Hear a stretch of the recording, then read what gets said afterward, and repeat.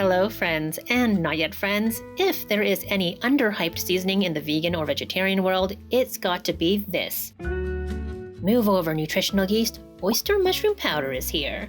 I'll explain what's so great about it, but first, let's just get our mushrooms cleaned and dried. I'm just brushing them off with a damp paper towel because they aren't really dirty. I like to use the oyster mushroom's own fiber structure as a guide to split them into pieces, making them easier to lay out on this dehydrator rack. I spread them out evenly to dry faster, but if you have more than me and you just want to bunch them up, it's fine. Honestly, it just takes a bit longer. And if you don't have a dehydrator, you can do this in the oven. I find it's easiest to lay your mushrooms out on a parchment-lined baking tray and bake at the lowest possible setting. For me, that was 170 degrees Fahrenheit, with the oven door propped open. Only thing is you're going to have to check every half an hour or so and remove any completely dry mushrooms, usually around the edges. But I have to recommend a dehydrator if you have one. They use up a lot less energy, and of course it's made for this purpose.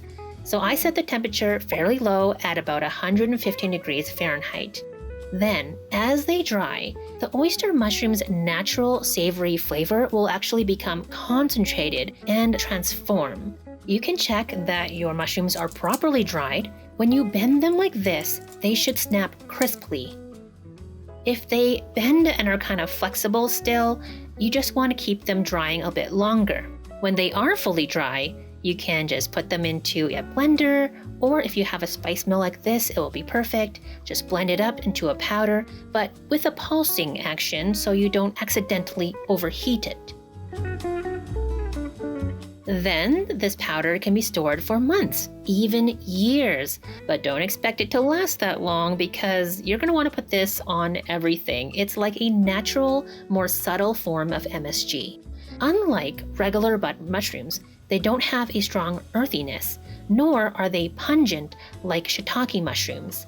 Instead, I find the flavor very light. Some people say they taste like seafood, but to me, it's more like chicken without the seasoning. I use it in my shreddable chickeny chickless seitan, but also on just about anywhere I want a boost of savory flavor. Anyways, I hope I've convinced you to give this a try, at least when you find oyster mushrooms on sale, like I did. Please give this video a thumbs up if you liked it, and subscribe if you haven't already for more ways to make plant-based eating more fun and delicious. Bye for now!